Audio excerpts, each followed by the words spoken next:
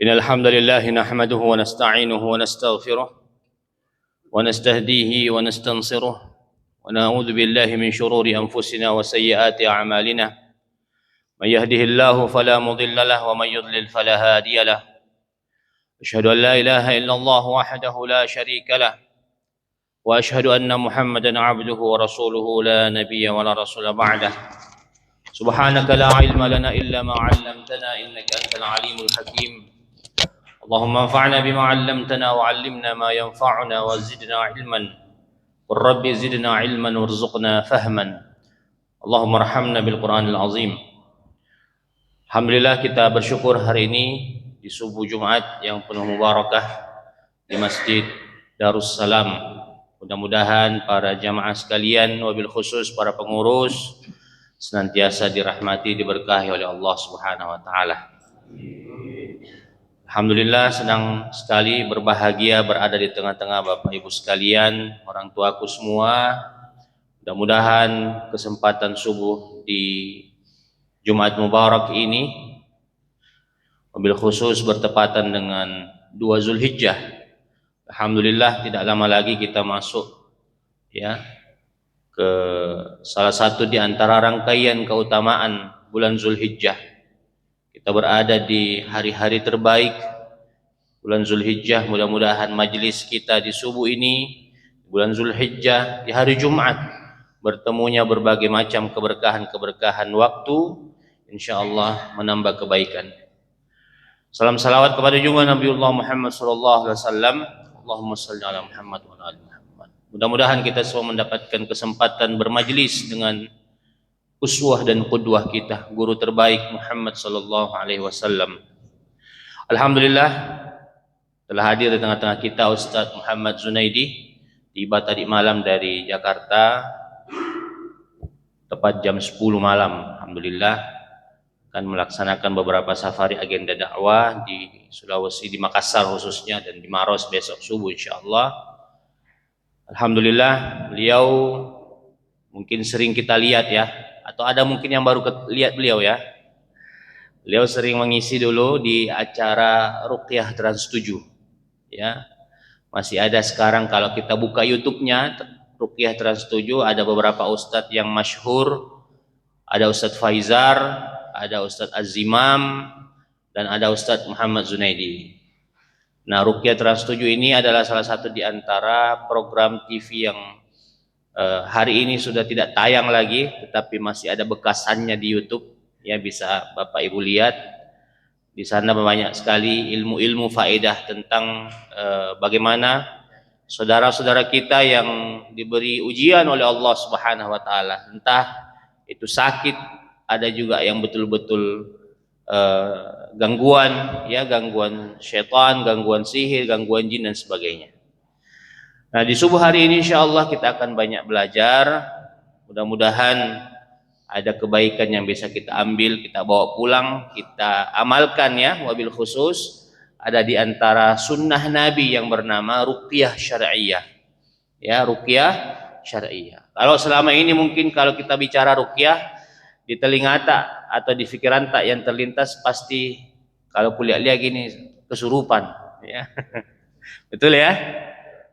Nah, saya tidak mau diruqyah Ustaz. Kenapa? Kesurupan nanti. Terbongkar rahasiaku. Memang ada rahasia tak? Ya, jadi kesurupan. Nah, ini sebenarnya kesurupan rangkaian dari di antara reaksi-reaksi yang lain. Ya, banyak reaksinya. Ada yang diam saja, ada yang mungkin menangis, ya, ada mungkin yang bersendawa, ada yang buang angin, ya, buang air kecil, macam-macam reaksinya. Dan salah satu reaksinya yang paling keras memang adalah kesurupan. Tapi insya Allah hari ini tidak ada di kesurupan ya. Kita sepakat ya, tidak ada kesurupan ya. Ya.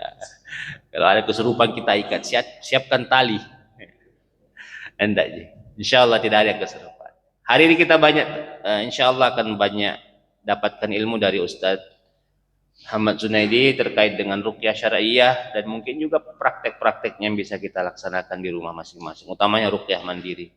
Karena ini adalah rangkaian dari ibadah ya, ibadah dan sekaligus sunnah Rasulullah sallallahu alaihi wasallam. Salah satu di antara ayat yang mungkin sangat masyhur terkait dengan bagaimana Al-Quran bisa menjadi kesembuhan adalah dalam surah Al-Isra ayat 82. Ya, Allah Subhanahu wa taala menegaskan, A'udzubillahi minasyaitonirrajim, Bismillahirrahmanirrahim. Wa nunazzilu minal Qur'ani ma huwa shifaa'un wa rahmatul lil mu'minin wa la yazidul zalimin illa khasara. Wa nunazzilu minal Qur'an, dan kami turunkan Al-Quran, ma huwa shifa', tidak ada isinya mulai dari Al-Fatihah sampai An-Nas syifa'un, kecuali dia adalah kesembuhan. Naseng ugi Pak Bura lasah, ya, Pak Bura lasah. Nah, obat kesembuhan. Allah tidak sebut Al-Quran sebagai obat, tapi sembuh. Jadi kadang tidak perlu minum obat, cukup baca Al-Quran bisa sembuh. Bagaimana caranya? Sebentar belajar. Ya, Allah tidak bilang Al-Quran itu obat, karena banyak orang berkarung-karung obat dia minum, resepnya bertumpuk-tumpuk di rumah, tidak sembuh-sembuh. Tapi pengalaman kami di ruqyah syar'iyah, ya, di ruqyah syar'iyah, alhamdulillah wa biiznillah, 1-2 kali di ruqyah, alhamdulillah bisa banyak perbaikan-perbaikan. Dan ini alhamdulillah juga sekarang ini sudah diakui oleh dunia medis bagaimana Al-Quran itu berefek kepada kesembuhan, terapi kesembuhan. Tanpa berlama-lama insyaallah kita akan sama-sama mendengarkan, ya, taujihat, kemudian ilmu yang bermanfaat dari Ustaz Muhammad Zunaidi. Kepada Al-Ustaz, yahu falyatafaddal mashkuran wa ma'juran.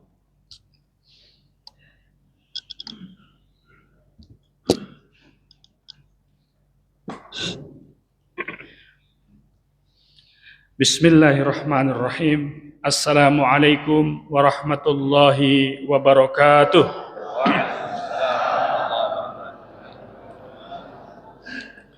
Alhamdulillahilladzi ja'alal huda wa ma kunna linahtadiya laula an hadanallah.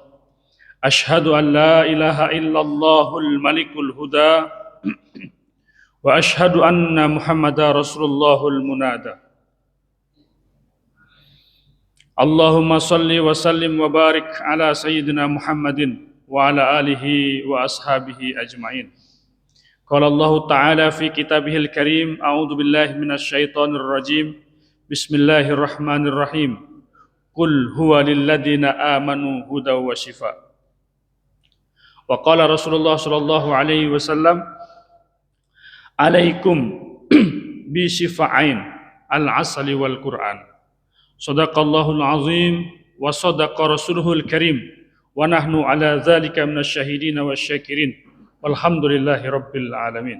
Amma ba'd. Yang saya hormati dan saya cintai karena Allah, sahabat saya Ustadz Ikhwan Jufri sebagai pengurus Dewan Pimpinan Pusat Quranic Healing Internasional, juga pengurus Asosiasi Ruqyah Syar'iyah Indonesia untuk wilayah Sulawesi Selatan. Para asatid wal asatizah yang tidak bisa saya sebutkan satu persatu, tapi insya Allah tidak mengurangi rasa hormat dan takzim saya. Alhamdulillah, segala puji hanya milik Allah. Dialah yang dengan kasih sayangnya mengizinkan kita pada pagi hari ini berjumpa di tempat yang sangat mulia, di hari yang sangat mulia. Mudah-mudahan perjumpaan kita menjadi perjumpaan yang memberatkan amal kebaikan kita di sisi Allah Subhanahu wa taala. Amin ya Allah ya rabbal alamin. Bapak Ibu hadirin yang dirahmati Allah Subhanahu wa taala. Ruqyah syar'iyah itu disebut juga istisfa bil Quran. Meminta kesembuhan kepada Allah dengan Al-Qur'an. Dan ini merupakan perintahnya Allah Subhanahu wa taala menyembuhkan penyakit kita dengan Al-Qur'an.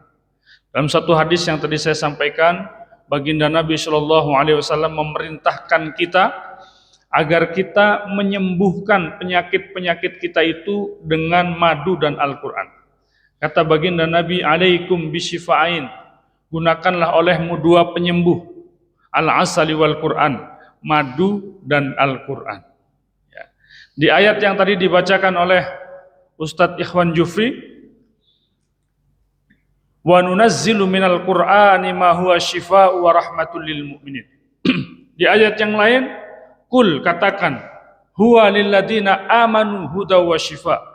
Katakanlah wahai Muhammad, bahwasanya Al-Qur'an itu lilladzina amanu, kepada bagi orang-orang yang beriman, huda wa syifa', merupakan petunjuk dan juga penyembuh. Jadi hadirin yang dirahmati Allah Subhanahu wa taala, ada satu kaidah pengobatan yang dibangun oleh baginda Nabi sallallahu alaihi wasallam, di mana baginda Nabi sallallahu alaihi wasallam menyampaikan, innallaha anzala da'a wa dawa. Sesungguhnya Allah Subhanahu wa taala menurunkan penyakit dan menurunkan obatnya.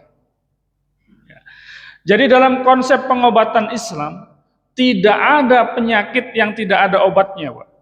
Semua penyakit itu Allah turunkan, bersamaan dengan turunnya penyakit itu, Allah Subhanahu wa taala pun turunkan obatnya. Innallaha anzala da'a wa dawa. Allah turunkan penyakit dan Allah turunkan obatnya. Wa ja'ala likulli da'in dawa, dan menjadikan setiap penyakit itu ada obatnya. Yang menjadi problematika kita, yang menjadi masalah kita adalah ketika Allah Subhanahu wa taala menurunkan penyakit dan Allah Subhanahu wa taala menurunkan obatnya, kita tidak segera merujuk kepada obat-obat yang direkomendasikan oleh Allah Subhanahu wa taala. Ya. Jadi kalau Allah turunkan penyakit di sini dan Allah turunkan obatnya di sini, kemudian kita mencarinya di sini, nggak ketemu. Ya. Maka berbahagialah kita orang-orang beriman, karena orang-orang beriman ini yang membedakan kita dengan orang-orang kafir adalah bahwa orang beriman itu seluruh sendi kehidupannya diberikan petunjuk, diberikan panduan oleh Allah Subhanahu wa taala. Sementara orang-orang kafir, mereka karena nggak punya petunjuk, karena mereka nggak punya hudan dari Allah Subhanahu wa taala, mereka mengandalkan akal dan pikiran mereka, bikin penelitian, bikin uji coba dan sebagainya. Tapi kita orang-orang beriman sebenarnya dimudahkan oleh Allah Subhanahu wa taala, tinggal mengikuti saja apa kata Allah Subhanahu wa taala, apa kata baginda Nabi sallallahu alaihi wasallam, maka itu akan menjadi penyelamat bagi kita. Termasuk mengobati penyakit kita dengan Al-Qur'an, ini merupakan petunjuk dari Allah Subhanahu wa taala. Selama ini orang-orang beranggapan bahwa penyembuhan dengan Al-Quran itu hanya khusus untuk penyakit gangguan metafisik, hanya khusus untuk penyakit-penyakit yang sifatnya gangguan jin, sihir, ain, dan tidak untuk penyakit-penyakit fisik. Padahal sejak zaman baginda Nabi Sallallahu Alaihi Wasallam, orang-orang yang kena penyakit-penyakit fisik pun diterapi dengan Al-Quran. Dalam hadis sahih riwayat Imam Bukhari dan Imam Muslim, ada seorang sahabat Nabi namanya Abu Sa'id Al-Khudri. Abu Sa'id Al-Khudri ini sedang melakukan safari dakwah dengan para sahabat yang lain. Ketika Abu Sa'id Al-Khudri ini sampai di suatu kampung, ingin menyampaikan dakwah kepada penduduk kampung tersebut, tiba-tiba mereka ini ditolak, Pak. Kamu boleh dakwah tapi jangan di kampung kami. Silakan kamu dakwah di kampung yang lain. Qadarullah, setelah mereka melakukan pengusiran kepada sahabat ini, pemimpin kampungnya kena sengatan kalajengking, Pak. Kalajengking gurun pasir, Pak. Lebih berbahaya daripada kalajengking Indonesia, Pak. Apa yang terjadi, Pak? Yang terjadi pemimpin suku ini dalam sekejap badannya membiru, kaku terbaring di atas pembaringannya dan nggak mampu bergerak. Dipanggillah semua ahli pengobatan di kampung tersebut, dan ternyata tidak ada yang mampu. Maka di antara mereka ada yang usul, bagaimana kalau orang-orang yang tadi kita usir itu kita panggil? Siapa tahu di antara orang-orang yang kita usir itu ada orang yang bisa mengobati pemimpin kita ini. Maka dipanggillah, terjadi dialog antara utusan kampung ini dengan Abu Sa'id Al-Khudri. Singkatnya, kemudian Abu Sa'id Al-Khudri mendatangi pemimpin suku ini dan membacakan untuknya suratul Fatihah. 3 kali dibacakan suratul Fatihah, dikumpulkan ludahnya oleh Abu Sa'id Al-Khudri. Ya, setelah air ludahnya terkumpul, disemburkan di bekas sengatan kalajengking itu, Pak. Buah, buah, buah. Dengan izin Allah Subhanahu wa taala, pemimpin suku yang kulitnya sudah membiru, pemimpin suku yang sudah terbaring kaku di atas pembaringannya, tiba-tiba bangkit kembali, sehat kembali, seperti tidak pernah sakit. Al-A'masy meriwayatkan, saking bahagia dan gembiranya itu kepala suku, itu pemimpin kampung, Abu Sa'id Al-Khudri dikasih hadiah 30 ekor kambing. Pernah nggak Ustaz meruqyah dikasih 30 ekor kambing? Ini menunjukkan Bapak Ibu kalau mau diruqyah 30 ekor kambing. Bukan, ya. Yang ingin saya tanyakan, ini pemimpin suku penyakitnya gangguan jin apa penyakit fisik? Gangguan jin apa bukan itu? Bukan, itu sengatan binatang berbisa, fisik. Tapi ternyata penyakit fisik sengatan binatang berbisa itu bisa netral dengan bacaan suratul Fatihah yang dibacakan oleh Abu Sa'id Al-Khudri. Dan ini diriwayatkan secara sahih oleh Imam Bukhari dan Imam Muslim. Pertanyaan saya, Fatihah yang kita baca dengan Fatihah yang dibaca oleh Abu Sa'id Al-Khudri sama apa berbeda? Sama apa berbeda? Apakah suratul Fatihah yang kita baca memiliki kekuatan yang sama seperti suratul Fatihah yang dibaca oleh Abu Sa'id Al-Khudri, yang ketika orang itu ada racun di dalam tubuhnya, ada toksin di dalam tubuhnya, ada penyakit di dalam tubuhnya, ketika kita bacakan Al-Quran, apakah Al-Quran kita juga mampu mengusir penyakit yang ada di dalam tubuh itu? Nah,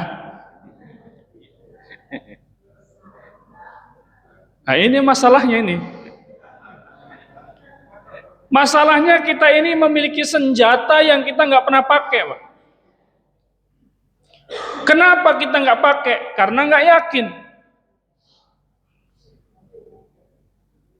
Kenapa kita yang nggak yakin? Karena kita nggak memahami kehebatannya. Orang kalau memahami kehebatan sesuatu, dia akan pegang. Tapi ketika orang itu nggak memahami bahwa sesuatu itu hebat, meskipun dikasih, digratiskan, dia nggak mau, Pak. Orang hanya akan mengambil sesuatu yang menurut dia sesuatu itu bermanfaat bagi dirinya. Bapak Ibu, kalau handphone di tangan Bapak Ibu itu pecah, pulang dari masjid jatuh pecah, prek, mungkin nanti sore Bapak Ibu beli lagi. Atau nanti malam Bapak Ibu beli lagi. Kenapa? Karena handphone itu sebegitu berharga, Bapak Ibu tahu manfaatnya, kebaikannya, betul nggak? Tapi ketika diajak kurban, ada uang mah ada. Kalau diniatkan, disungguh-sungguhkan, dimujahadahkan, sanggup dia kurban. Tapi kenapa dia nggak mau kurban? Karena dia nggak tahu keutamaannya. Karena dia tidak tahu fadilahnya. Demikian juga istisqa bil Quran ini. Meskipun Al-Quran itu sebenarnya hebat, Pak, tapi nggak dipakai, nggak diambil karena nggak tahu dia kehebatannya. Nah, ini masalah kita kaum muslimin, Pak. Masalah kita itu hanya satu, kurang iman. Betul apa enggak? Kurang iman. Fatihahnya sama. Cuman Abu Sa'id Al-Khudri membacakan suratul Fatihah itu dengan iman. Sementara kita membaca suratul Fatihah bigoiri iman. Tanpa dengan iman. Nah, maka sejauh mana kita mengimani janji-janji Allah Subhanahu wa taala, sejauh itulah datangnya pertolongan Allah Subhanahu wa taala kepada kita. Dan satu hal yang paling penting Bapak Ibu yang dirahmati Allah, Al-Qur'anul Karim itu adalah merupakan mukjizatnya baginda Nabi Shallallahu alaihi wasallam. Bapak Ibu tahu nggak fungsi mukjizat itu apa? Saya ceritakan mukjizat-mukjizat nabi-nabi sebelumnya. Bagaimana Nabi Soleh alaihi salam oleh kaumnya ditantang, wahai Soleh, kalau betul engkau ini membawa kebenaran, wahai Soleh, jika betul engkau ini adalah utusan Allah, utusan Tuhan yang benar, coba engkau minta kepada Tuhanmu, wahai Soleh, bagaimana batu ini bisa mengeluarkan anak unta. Nabi Soleh ditantang oleh kaumnya, Pak, untuk bisa mengeluarkan anak unta dari batu. Maka Nabi Soleh berdoa kepada Allah Subhanahu wa Ta'ala, Allah mengizinkan, maka batu bisa melahirkan anak unta. Masuk akal apa enggak, Pak? Masuk akal apa tidak? Terjadi apa tidak? Saya tanya, Tuhan yang menjadi tempat memintanya Nabi Soleh alaihi salam dengan Tuhan yang menjadi tempat kita meminta, sama apa beda? Sama. Kita menyembah Tuhan yang sama dengan Nabi Soleh alaihi salam. Yang menjadi pembeda adalah kita tidak memiliki keyakinan seperti keyakinannya Nabi Soleh. Saya tanya, Maryam turun makanan di mihrabnya, turun dari langit, tidak ada Gojek, tidak ada GoFood pada zaman itu, Pak. Kalau sekarang tiba-tiba ada makanan di kamar kita, bisa jadi GoFood, ya kan? Shopee Food yang mengantarkan. Tapi di zaman Maryam belum ada GoFood, belum ada apa tuh? Shopee Food, ya kan? Belum ada. Dia berdoa kepada Allah Subhanahu wa Ta'ala, makanan turun di tempat ibadahnya, Pak, di mihrabnya, Pak. Tuhan yang menjadi tempat memintanya Maryam dengan Tuhan yang menjadi tempat kita meminta, sama apa beda? Sama. Kalau kita hari ini meminta kepada Allah, ya Allah turunkan makanan dari langit, bisa turun nggak kira-kira? Turun nggak kira-kira, Pak? Sebenarnya turun aja kalau kita yakin doanya. Yang menjadi masalah adalah kita nggak yakin. Nah, ini problematika umat hari ini tuh karena satu aja, nggak iman, kurang yakin. Kalau yakin, wa'bud rabbaka hatta ya'tiyakal yakin. Ibadahilah Tuhanmu sampai datang kepadamu al-yakin. Kalau kita yakin kepada Allah Subhanahu wa Ta'ala, maka Allah akan mengijabah apa yang kita minta, karena Allah sudah berjanji. Gimana janjinya? Ud'uni astajib lakum. Mintalah kepadaku, aku kasih. Nah, itu fungsi mukjizat, Pak. Menjadi bukti kebenaran bahwa Nabi yang menyampaikan ini benar.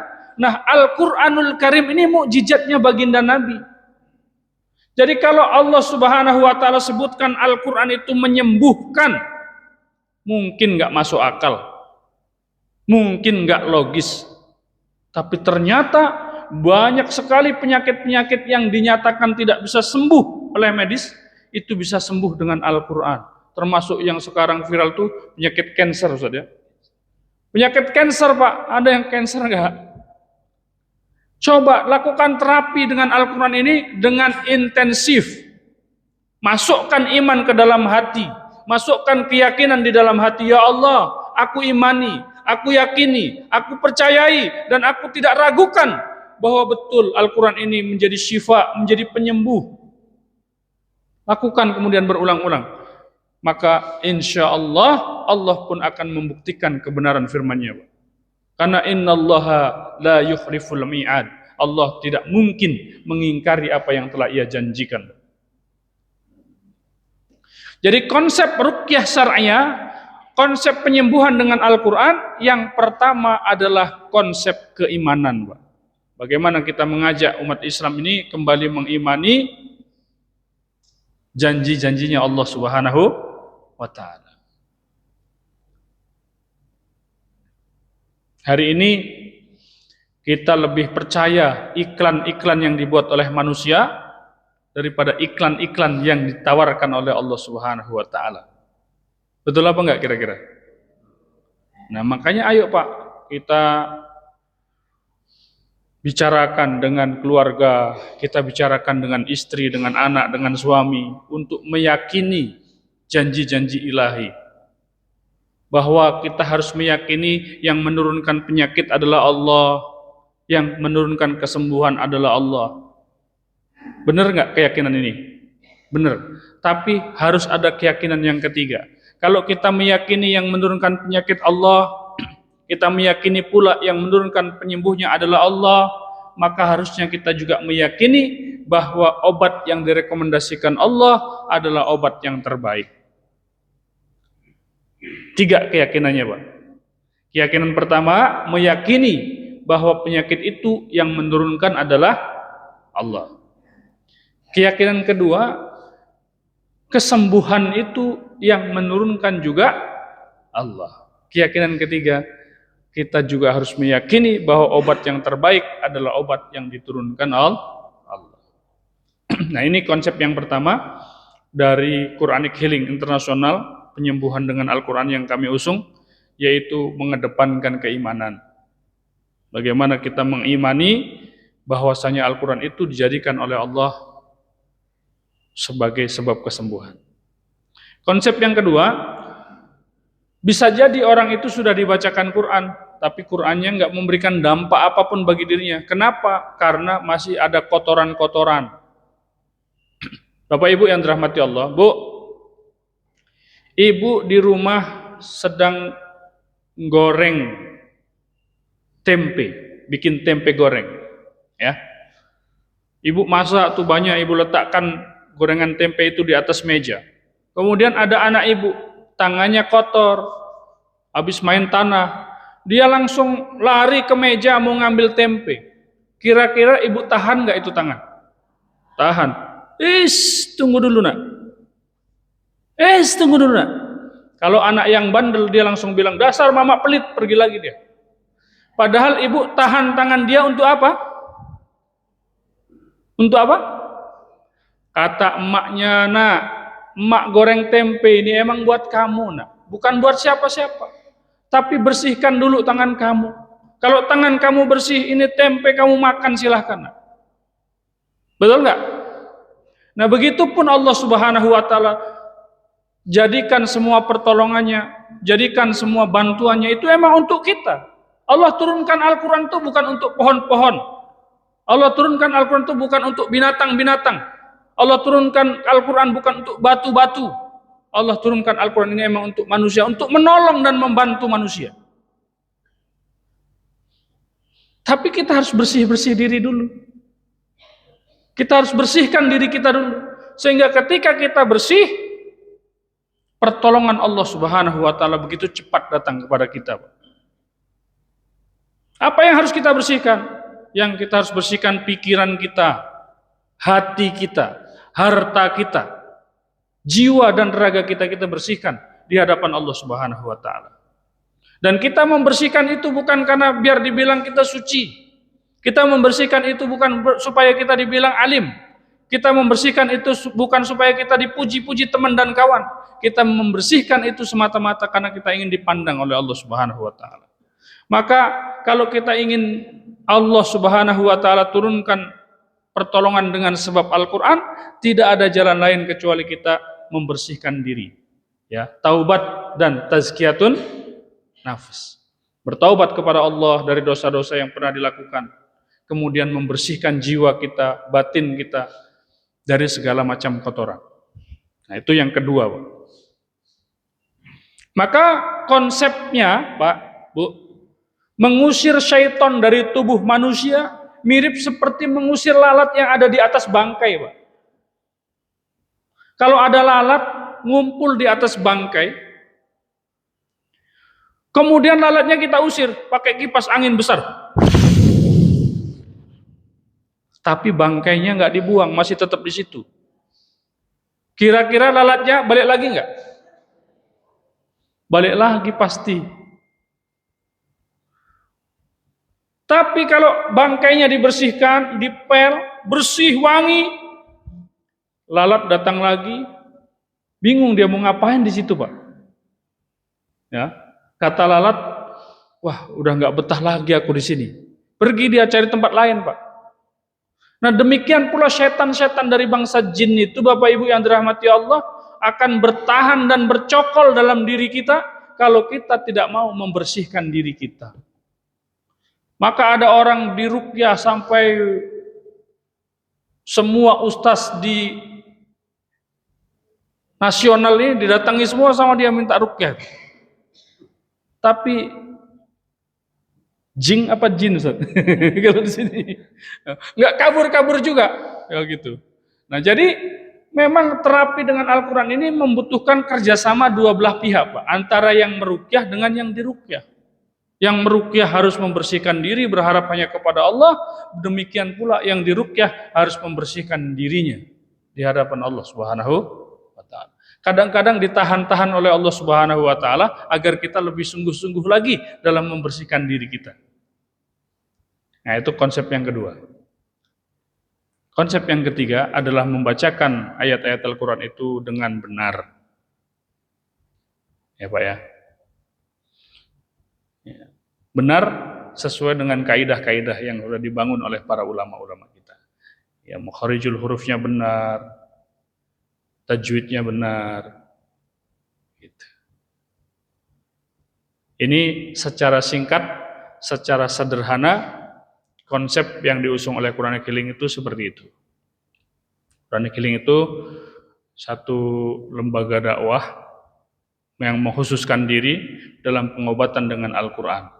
Nah, kebetulan sekarang ini ketua umumnya Ustadz Ikhwan Jufri, Pak. Nah, beliau yang mengusung, memperkenalkan ini, berkewajiban memperkenalkan ini ke seluruh penjuru alam. Bagaimana mengajak seluruh umat manusia meyakini tiga hal ini. Insya Allah. Ya, ini mungkin pengantar dari kami. Mungkin nanti ada sesi tanya jawab jika ada yang ingin bertanya.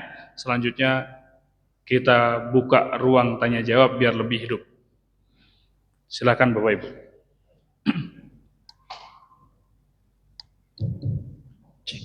Baik, alhamdulillah.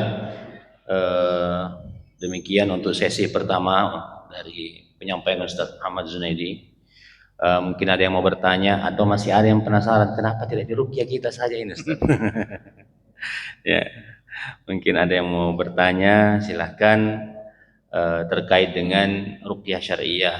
Jadi tadi sudah jelas ya, Al-Fatihah yang dibaca kita, kemudian Abu Sa'id Al-Khudri dan seluruh para orang-orang soleh itu sama, tapi ternyata keimanan kita lah yang berbeda-beda. Baik, silahkan Bapak Ibu, ada yang mau bertanya? Silahkan yang di belakang, boleh dibantu mic-nya.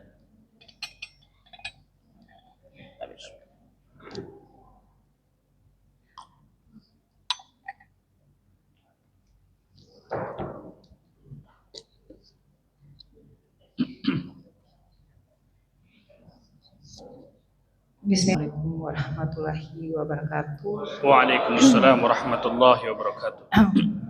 Alhamdulillah bahwa tema hari kita ini tentang ruqyah mandiri. Yang saya ingin minta kepada Bapak Ustaz berikan salah satu contoh cara kita untuk meruqyah diri kita, keluarga kita yang paling inti Bapak, sehingga kita bisa praktekkan di rumah kita. Terima kasih. Assalamualaikum warahmatullahi wabarakatuh. Waalaikumsalam warahmatullahi wabarakatuh. Memang sesi akhir kita nanti adalah mengajarkan ruqyah mandiri, Bapak Ibu ya. Kita dahulukan pertanyaan-pertanyaan dulu. Nanti di akhir sesi kita ada praktek ruqyah mandiri, insyaallah.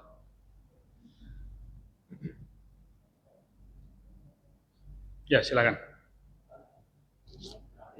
Itu contoh apa ya?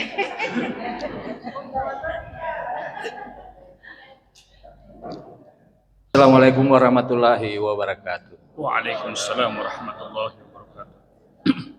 Alhamdulillah, kita sudah dengar tadi pengantar dari Pak Ustaz.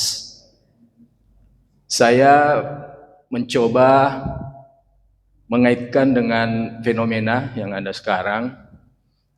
Bahkan baru-baru ini sudah ada air garam, itu saya lihat, baru-baru saya dapatkan air garam yang ditulis disertai dengan ruqyah dan itu diperjualbelikan.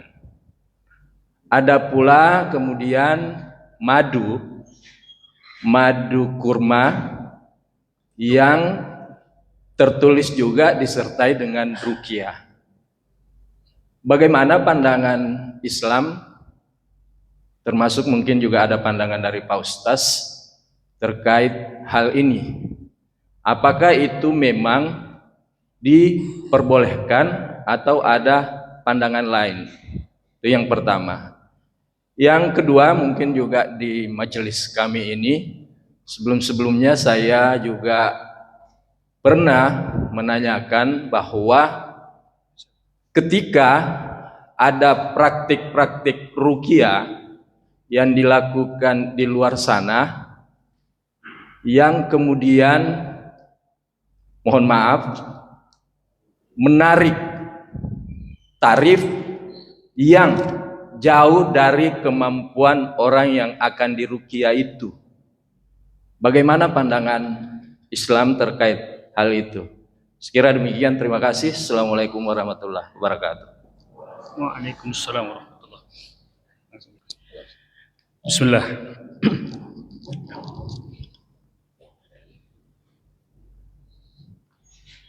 Tadi yang pertama apa tadi? Air ruqyah. Air ruqyah, madu ruqyah, garam ruqyah. Baik. Bapak Ibu yang dirahmati Allah Subhanahu wa taala, memang betul sekarang ini beredar banyak, ada garam ruqyah, ada bidara ruqyah, sampo ruqyah dan sebagainya, macam-macam. Apakah itu melanggar atau tidak? Lah intinya begitu ya. Jadi Bapak Ibu yang dirahmati Allah Subhanahu wa taala, selama yang dibacakan itu adalah ayat-ayat Al-Qur'an, maka tidak ada pelanggaran di sana. Adapun memperjualbelikannya itu perkara lain, karena antum nggak tanyakan jadi nggak usah dibahas. Jadi itu sebenarnya dua pertanyaan. Yang kedua menjualnya, ya kan? Karena dilabeli dengan kata ruqyah. Yang kedua meruqyah madu, meruqyah air, apakah itu boleh-boleh? Ya, itu antum bisa baca di buku Fikih Ruqyah karya Ustadz Musdar Bustamam Tambusai. Ya, di situ ada bahasanya tentang meruqyah air, meruqyah madu, meruqyah kurma gitu ya. Apakah ada efeknya, ada boleh atau tidak? Di sana dijawab intinya boleh dan juga memiliki efek-efek positif tertentu. Selama yang dibacakan itu adalah ruqyah syar'iyah. Karena ruqyah itu ada dua Bapak Ibu, ada ruqyah syar'iyah, ada ruqyah syirkiyah. Kalau ruqyah syar'iyah itu ruqyah yang sesuai dengan syariat, ya, yang tidak ada pelanggaran-pelanggaran terhadap syariat. Kalau ruqyah syirkiyah itu ruqyah yang di dalamnya mengandung unsur-unsur kesyirikan. Ya, banyak masyarakat kita yang belum paham makna kata syirik. Syirik itu artinya menduakan Allah. Allah tetap didatangi, Allah tetap disembah, Allah tetap disebut-sebut namanya, tapi dia juga meminta kepada pihak lain selain Allah. Dan pihak lain selain Allah yang sering dimintai oleh mereka ini adalah bangsa jin. Jadi dia sholat tapi malamnya dia panggil, ya rijalul ghaib, wahai laki-laki dari bangsa ghaib, hadir. Dia hadirkan khodam-khodam dari bangsa jin. Nah, ini namanya syirik, menduakan Allah Subhanahu wa taala. Cara paling mudah untuk mendiagnosa apakah seseorang itu bekerja sama dengan jin atau tidak mudah. Yang pertama, lihat dia gunakan tenaga dalam atau tidak. Kalau dia menggunakan tenaga dalam, itu indikasi dia menggunakan bantuan khodam. Karena di dalam Islam tidak ada tenaga dalam, Pak. Boleh hantarkan kepada kami literaturnya, dalilnya kalau memang tenaga dalam itu ada dalam Islam. Seandainya ilmu tenaga dalam bersumber dari Islam, dulu di zaman perang pasti Nabi nggak usah pakai pedang, nggak usah pakai panah. Nabi kita pasti lebih sakti daripada Avatar. Seandainya ilmu tenaga dalam itu bersumber dari Nabi. Ya, itu ciri pertama. Dia ngobati pakai tenaga dalam. Meskipun dia sambil baca sholawat, sambil baca Al-Fatihah, Bismillahirrahmanirrahim, ya kan? Alhamdulillahi Rabbil Alamin. Dia baca tarik-tarik, dorong-dorong, ya, meskipun dia membaca Al-Quran. Ini yang pertama, menggunakan ilmu tenaga dalam. Yang kedua, dia mengaku bisa menerawang. Menerawang itu melihat hal-hal yang orang lain nggak bisa lihat. Itu di belakang engkau ini ada buaya, padahal buaya nggak ada. Nah, jadi dia mengaku bisa terawang. Kata Nabi, man ata'arafan, barang siapa mendatangi tukang terawang, fasa'alahu an syai'in, kemudian menanyakan sesuatu, lam tuqbalahu salatun arba'ina lailatan, tidak diterima salatnya selama 40 malam. Apa nggak rugi kita, Pak? Nanti 40 malam berapa lama kita di dalam neraka meninggalkan sholat selama 40 malam? Ya. Nah, itu yang kedua. Yang ketiga, dia memberi penangkal berupa benda-benda, apapun bendanya. Jadi jin itu nggak bisa ditangkal menggunakan benda-benda termasuk oleh daun bidara. Kadang orang tanam bidara untuk menangkal jin, itu nggak betul juga itu, ya kan? Kalau untuk memudahkan kita memakainya, oke lah, boleh gitu. Ya, nah itu untuk pertanyaan yang pertama. Terus untuk pertanyaan yang kedua, apa tadi? Tarif ruqyah. Apakah membuat tarif dalam ruqyah itu boleh? Kalau pertanyaannya boleh atau tidak boleh, jawabannya boleh-boleh saja. Tapi harusnya kita bijak menyesuaikan dengan kemampuan orang yang memintanya. Tapi kalau yang nggak bertarif boleh, mau bertarif juga boleh. Karena kadang-kadang ada juga masyarakat kita menganggap, oh ya kan yang dibacakan cuma ayat Al-Quran. Sehingga ustadznya dikasih minum aja enggak. Gitu kan. Ada yang seperti itu, maka mungkin membuat tarif supaya lebih dihargai, mungkin ya. Tapi kalau pertanyaan boleh apa tidak? Boleh. Tadi Abu Sa'id Al-Khudri ketika dia didatangi oleh utusan kaum, ada dialog. Apa dialognya? Kata Abu Sa'id Al-Khudri, kalau kamu memberi kami makan dan minum, terlebih dahulu kami akan ruqyah, kami akan obati. Tapi kalau enggak, kami enggak. Jadi ada bahasa seperti itu di dalam hadis itu sebenarnya. Artinya ada negosiasi antara Abu Sa'id Al-Khudri dengan utusan tersebut. Ketika negosiasi tersebut disepakati oleh orang yang mengundangnya, ya udah terjadi. Artinya negosiasi boleh. Kalau antum nggak setuju dengan tarif, tidak perlu antum mengatakan dasar tuh Ustadz materi, nggak perlu. Cari yang lain yang sesuai dengan tarif antum, kan gitu. Artinya mentarif itu boleh-boleh aja, nggak perlu kita masalahkan gitu. Ya, yang tidak boleh itu kita mengundang orang kita nggak hargai. Ya, dia udah jauh-jauh datang misalnya, makasih ya bang, gitu. Makasih mas, gitu aja udah. 2M, makasih mas. Ya, ini pertanyaan, jadi kita bahas. Tapi insya Allah kita bisa bicara dalam perkara itu ya, insya Allah. Oke, silakan Pak. Assalamualaikum warahmatullahi wabarakatuh. Waalaikumsalam warahmatullahi wabarakatuh. Saya pernah melihat orang di ru'yah, yang mana ahli ru'yah tersebut berkolaborasi dengan ahli psikologi. Ini dibolehkan dalam Islam. Terima kasih. Contohnya gimana Pak? Waktu itu pertama itu orang di ru'yah, katanya tidak mampan. Ru'yah kedua kalinya itu si ahli ru'yah ini memanggil seorang ahli psikologi. Jadi kedua-duanya itu melakukan pemantauan, sampai ahli psikologi ini melakukan juga tanya jawab kepada yang di ru'yah ini. Pertanyaan saya, apakah ini dibolehkan secara Islam? Terima kasih. Assalamualaikum warahmatullahi wabarakatuh. Waalaikumsalam. Baik. Psikologi itu disiplin ilmu yang membahas tentang ilmu kejiwaan, melihat gejala-gejalanya dan sebagainya. Tentu selama tidak ada pelanggaran-pelanggaran terhadap syariat-syariat Allah SWT, kita boleh saja menggunakan ilmu-ilmu psikologi. Karena ilmu psikologi itu contohnya gini Pak. Di dalam ilmu psikologi ada penyakit yang disebut dengan psikosomatik. Psikosomatik itu penyakit fisik yang datang karena beban pikiran. Misal, Bapak dibebani pikirannya oleh hutang yang banyak gitu ya, yang ditagih setiap hari dan nggak mampu bayar. Gara-gara itu asam lambung naik. Nah, kalau didiagnosa secara medis itu nggak ada sebab-sebab penyakit lambungnya. Nah, penyakit lambungnya itu datang karena beban pikiran yang dia simpan. Maka para psikolog ini kemudian menetralisir pikiran-pikiran negatif tersebut supaya hilang. Dengan hilangnya pikiran negatif tersebut, maka dampak penyakitnya itu akan juga berkurang. Gitu. Apakah seperti itu boleh apa tidak kira-kira? Boleh. Yang tidak boleh itu Pak, hipnotis. Menggabungkan ruqyah dengan hipnotis itu nggak boleh. Tapi menggabungkan ruqyah dengan ilmu psikologis itu masih bisa. Ya Pak. Meskipun hipnotis ini kadang-kadang juga masuk dalam ranah psikologis. Kadang-kadang orang masuk itu. Kalau hipnotis itu berbeda dan itu tidak bisa dicampurkan dengan ruqyah. Kenapa?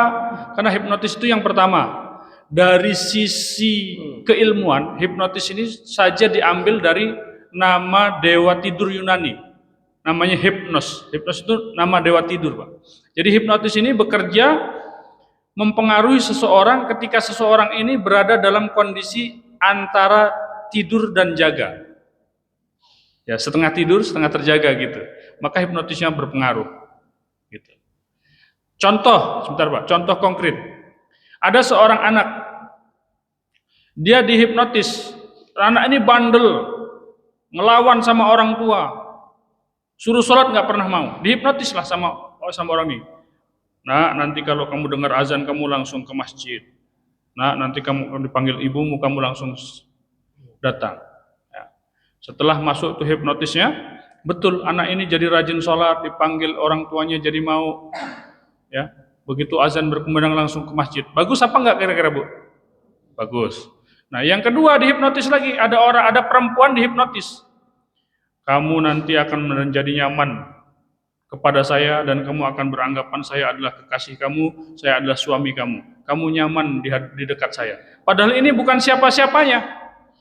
Setelah dihipnotis, betul perempuan ini duduk di pangkuan laki-laki ini. Baik apa tidak? Baik apa tidak? Tidak. Padahal dua-duanya sama, Bu. Sama apa? Anak yang tadi ke masjid, anak yang tadi taat kepada orang tuanya, dia melakukan itu bukan karena kesadaran, tapi dia melakukan itu karena pengaruh hipnotis. Sama seperti orang mabuk. Demikian pula perempuan yang duduk di pangkuan laki-laki ini, dia duduk bukan dengan kesadaran, tapi karena dia duduk dengan pengaruh hipnotis. Jadi sebenarnya dua-duanya sama, melakukan hal yang sama. Hanya saja kita mengatakan baik karena itu yang dia lakukan kebetulan baik. Ini kita katakan tidak baik karena kebetulan yang dilakukan tidak baik. Tapi secara substansi sama-sama melakukan sesuatu tanpa kesadaran. Itulah kenapa kita nggak boleh menggabungkan antara ruqyah dengan hipnotis. Maka kalau ada hipnoruqyah, ada di Medan itu, di Roadshow di Sumatera Utara, ada komunitas namanya hipnoruqyah. Saya bilang sama Ustadz Fitra, Ustadz, ayo kita datang, kita ke sana, kita ajak dialog. Nah, tapi belum kesampaian sampai sekarang. Nah, gitu Pak ya. Jadi berbeda. Oke, insyaallah. Gimana kalau psikiaternya ini non-muslim? Kenapa? Psikiaternya non-muslim. Non-muslim. Iya.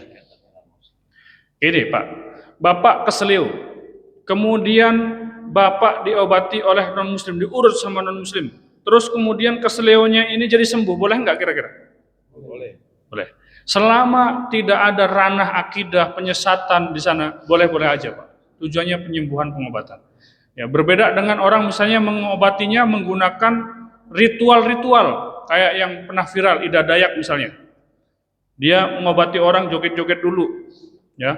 Kemudian ketika ditanya, itu yang mengobati bukan saya, itu arwah leluhur saya yang masuk dalam tubuh saya, sehingga saya tidak sadar ketika mengobati itu. Nah, itu nggak boleh. Kenapa? Karena ada unsur kesyirikan di sana. Tapi kalau pengobatannya itu pengobatan yang yang tidak ada unsur-unsur penyembahan, tidak ada unsur-unsur keharaman, ya itu masih boleh Pak. Itu kategori muamalah, ya. Gitu. Sama seperti jual beli kita dengan muslim, kita dengan non muslim, boleh-boleh aja selama yang diperjualbelikan bukan perkara-perkara yang haram. Gitu. Insya Allah seperti itu. Ada tambahan Ustaz? Cukup ya, kita praktek ya. Baik, kita ajarkan praktek ruqyah mandiri. Tapi kita perlu ketahui Bapak Ibu yang dirahmati Allah, sebenarnya ruqyah yang benar itu bukan ruqyah mandiri, tapi ruqyah yang benar itu minta ruqyah. Kenapa? Satu, dari sisi dalil. Dalam hadis riwayat Imam Muslim, Aisyah radhiyallahu anha itu diperintahkan oleh Nabi Shallallahu alaihi wasallam minta ruqyah. An Aisyah radhiyallahu anha qalat, kana Rasulullah Shallallahu alaihi wasallam ya'muruni an astarqiya minal ain. Dari Aisyah radhiyallahu anha bahwasanya Nabi memerintahkan aku agar aku minta ruqyah dari penyakit ain. Siapa Aisyah itu? Siapa Aisyah? Aisyah itu istri Nabi. Istri Nabi ini oleh Nabi tidak disuruh ruqyah mandiri, tapi oleh Nabi Shallallahu alaihi wasallam disuruh minta ruqyah. Yang pertama. Yang kedua, Nabi SAW pernah datang ke rumah Ummu Salamah, salah satu istri Nabi yang lain. Kemudian Nabi SAW melihat pembantunya Ummu Salamah ini ada belang di wajahnya. Kata Nabi, istarkulaha, mintakan ruqyah buat dia. Jadi Nabi nggak bilang ajarkan dia ruqyah mandiri atau kamu ruqyah aja. Nabi bilang istarkulaha, mintakan ruqyah untuk dia. Jadi Nabi menyuruh untuk minta ruqyah. Jadi Bapak Ibu nggak usah takut minta ruqyah. Minta ruqyah ini boleh, bahkan minta ruqyah ini sunnahnya baginda Nabi Shallallahu Alaihi Wasallam. Karena orang yang nggak memiliki ilmu tentang ruqyah kemudian ruqyah, malah nanti dia terjerumus dalam kesalahan. Dokter aja Pak, kalau dia sakit dia nggak suntik pantatnya sendiri Pak. Dia minta temannya, walaupun dia belajar bisa juga dia minta temannya tolong suntik saya gitu. Dia nggak suntik dia. Begitupun ruqyah ini. Nah, beda dengan perlindungan, zikir pagi petang sebagai bentuk perlindungan itu kita lakukan sendiri, ya. Jadi ada perlindungan, ada namanya penyembuhan atau pengobatan. Jadi kalau sudah kena ganggu kita sudah kena penyakit kita, jangan bersikeras untuk ruqyah mandiri, Pak. Datang kepada ahlinya, minta diruqyah. Kalau memang kita ada gangguan, ya. Istri Nabi aja suruh minta ruqyah sama Nabi gitu ya. Jadi nggak perlu ragu-ragu, nggak perlu takut bahwasanya minta ruqyah ini merupakan sunnahnya baginda Nabi Shallallahu Alaihi Wasallam, sebagaimana disampaikan Ustaz Ikhwan di awal tadi, ya, insya Allah. Nah, bagaimana cara melakukan ruqyah mandiri? Yang pertama, kita bertaubat kepada Allah. Yuk, coba sekarang boleh letakkan tangannya di dada gini, sebelah aja. Kalau gini kayak orang nyembah, ya sebelah, di dada sebelah kiri. Kata Nabi, ketika seseorang menyadari kesalahannya, dia bertobat kepada Allah, maka noktah-noktah hitam di dalam kalbunya itu terlepas. Dan noktah hitam itu merupakan tempatnya setan. Ya, di dalam Al-Quran bahkan disebutkan, A'udzubillahi minasyaitonirrajim, surah Asy-Syu'ara, hal unabbiukum ala man tanazzalu syayatin. Maukah kuberitahukan kepadamu setan itu turun kepada siapa? Tanazzalu ala kulli afakin asim. Setan itu turun kepada orang yang suka berdusta, lagi banyak berbuat dosa. Ya. Jadi dusta dan dosa menjadi makanun nuzul, menjadi tempat turunnya setan di dalam diri kita. Ya, yuk, nanti Bapak Ibu kalau mau ruqyah mandiri di rumah, yang pertama Bapak Ibu khususkan waktu tobat. Ya, tobat kepada Allah Subhanahu wa taala dari semua dosa. Kalau dosa-dosanya dosa-dosa yang harus dikafaroh, keluarkan kafarohnya. Kalau Bapak Ibu misalnya pernah membelanjakan uangnya untuk perkara-perkara yang haram, Bapak Ibu keluarkan uangnya untuk perkara yang halal. Jadi dibersihkan. Ya. Yuk, letakkan tangannya dada. Boleh pejamkan matanya. Kita akan melihat ke dalam diri kita masing-masing menggunakan hati, tidak menggunakan mata. Karena hati lebih jujur, hati lebih benar dalam melihat ketimbang mata kita. Bapak Ibu lihat ke dalam dirinya masing-masing, karena hanya Bapak Ibu yang tahu tentang diri Bapak Ibu sendiri dan Allah Subhanahu wa taala. Bapak Ibu lihat dirinya, Bapak Ibu lihat langkah kakinya selama ini, pernah kemana saja kakimu melangkah.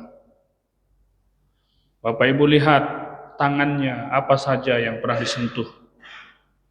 Bapak Ibu lihat mulutnya, apa saja yang pernah dikatakan dan apa saja yang pernah dimasukkan ke sana. Bapak Ibu lihat perutnya masing-masing, apa yang pernah dimasukkan ke dalam perut kita itu. Bapak Ibu lihat kemaluannya, pernah kemana saja dia. Istighfari, taubati, mohon ampun sama Allah di hari yang mulia, di pagi hari yang penuh berkah. Mudah-mudahan Allah ampuni kita. Astaghfirullahaladzim. Astaghfirullahaladzim. Alladzi la ilaha illa huwal hayyul qayyum wa atubu ilaih. Astaghfirullahaladzim. Alladzi la ilaha illa huwal hayyul qayyum wa atubu ilaih. Lihat dengan sungguh-sungguh. Ya ayyuhalladzina amanu taqullah, wahai orang-orang beriman, takutlah kalian kepada Allah. Wal tangdur nafsum ma qaddamat lighad, dan lihatlah kepada nafsmu, lihatlah ke dalam dirimu masing-masing, ma qaddamat, apa-apa yang pernah kau lakukan di masa lalumu, lighad, demi masa yang akan datang. Lihat dengan sungguh-sungguh Bapak Ibu. Ingat, karena kita pasti ingat dosa-dosa kita. Kita pasti ingat kesalahan-kesalahan kita. Istighfari dengan sungguh-sungguh. Niatkan tobat. Niatkan menyudahi dosa-dosa itu. Niatkan untuk tidak mengulanginya lagi. Astaghfirullahaladzim. Alladzi la ilaha illa huwal hayyul qayyum. Wa atubu ilaih. Astaghfirullahaladzim. Alladzi la ilaha illa huwal hayyul qayyum. Wa atubu ilaih. Astaghfirullahaladzim. Alladzi la ilaha illa huwal hayyul qayyum. Wa atubu ilaih. Astaghfirullahaladzim. Alladzi la ilaha illa huwal hayyul qayyum. Wa atubu ilaih. Istighfar, sungguh-sungguh niatkan taubat. Niatkan mohon ampun kepada Allah dengan sungguh-sungguh.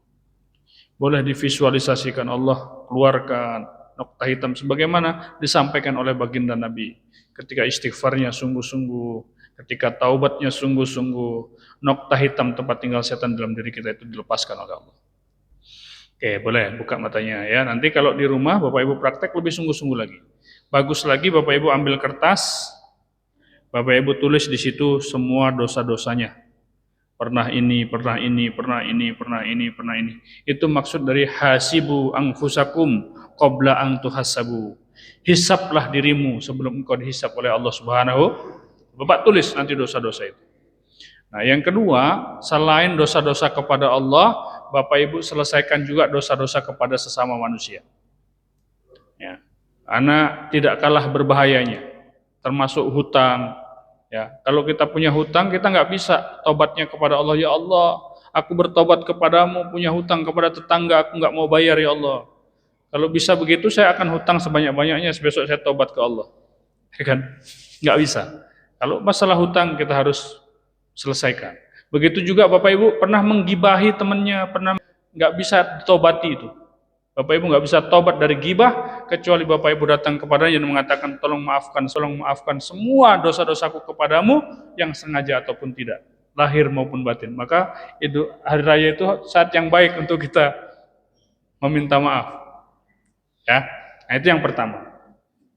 Yang kedua, Bapak Ibu, ayo tangannya letakkan di gini di tangan, tangannya letakkan di depan mulut.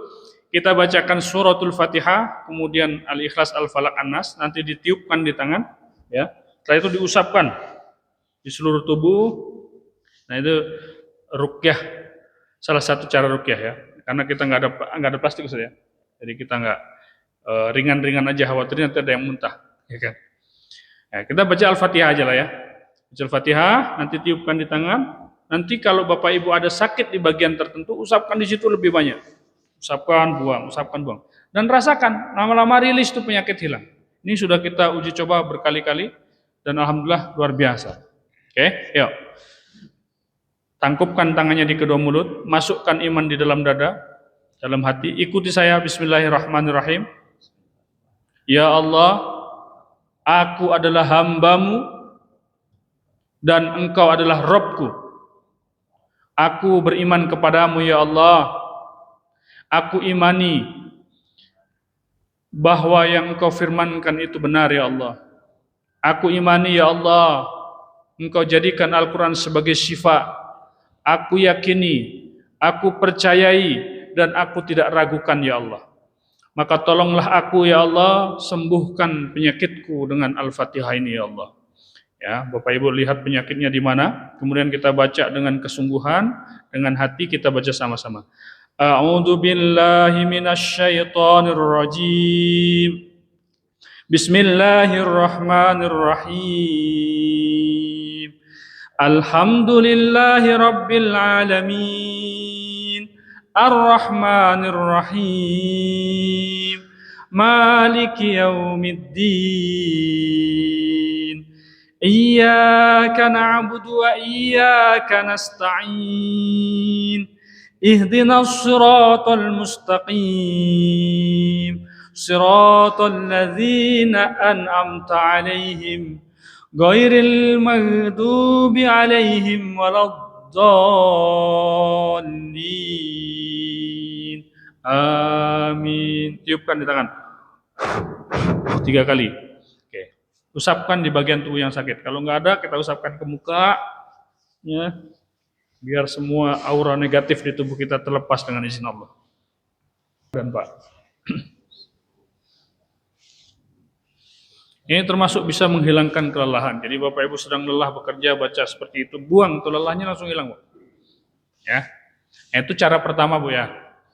Cara pertama seperti itu. Cara yang kedua, nanti yang mau diruqyah itu duduk. Nah, Bapak Ibu bacakan ayat-ayat Al-Quran dengan supaya kita yakin, boleh juga kita Allah aku imani, aku yakini, aku percaya dan aku nggak ragukan bahwa Al-Quran adalah syifa. Itu pasti benar ya Allah, nggak mungkin salah. Diucapkan seperti itu supaya menambah keyakinan. Ya, sama seperti Imam Syafi'i berijtihad membaca usolli dalam sholat. Ya, sebenarnya Nabi nggak pernah mengajarkan, tapi Nabi